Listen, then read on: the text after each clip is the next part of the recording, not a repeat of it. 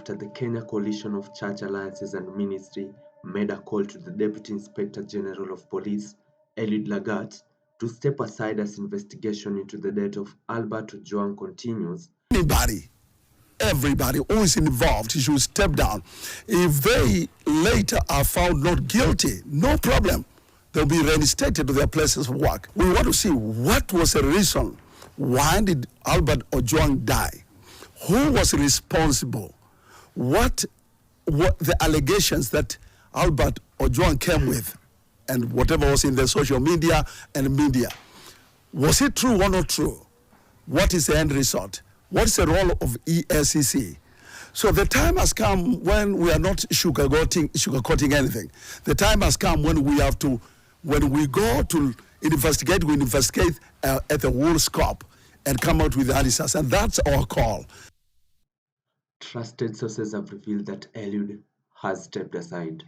That he released today, it stated that in the good and conscious thought of my role and responsibility as the Deputy Inspector of Kenya Police Service, and in view of the ongoing investigations on the unfortunate date of the death of Mr. Albert Ojwang, I have today opted to step aside from the office of the Deputy Inspector General, Kenya Police Service, and pending completion of investigations. The functions of the office will henceforth be performed by my deputy, with completion of the investigations.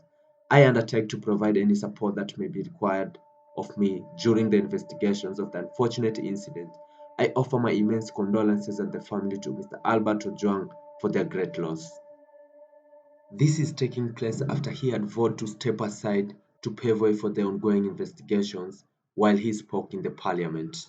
Here before this committee, when I was being vetted, Inspector General, if the DH is going to be mentioned, then definitely you relate the statements, and I believe it's on that basis that now he can be able to step aside. And based on that, the first statement was issued based on that information.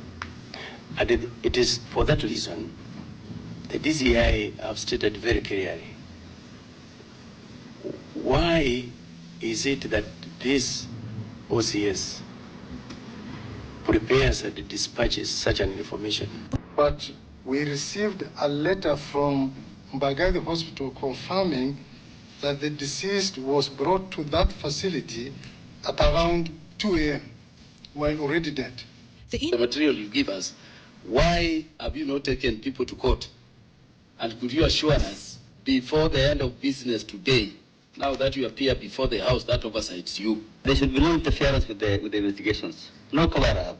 No blue code of silence. The former deputy, Rigathi Gachagua, had earlier on also addressed the issue, calling out Eliud to resign. Huyu Lagat ametuma watu wameenda pale wameua yeye. Sasa pale Senate na National Assembly wanajaribu kufanya kamera. Huyu anajulikana mwenye kumuua. Tunataka kuambia William Ruto, huyu mtu yako anaitwa Lagat, akamatwe aende kotini ashitakiwe. Meanwhile, the former Chief Justice has strongly drawn his criticism against the government as he calls out the government to come out clearly about the death of Ojwang. Number two, as he stated, the three institutions charged with the maintenance of law and order, that's the National Police Service, the DCI, and the IPOA, have lied on oath.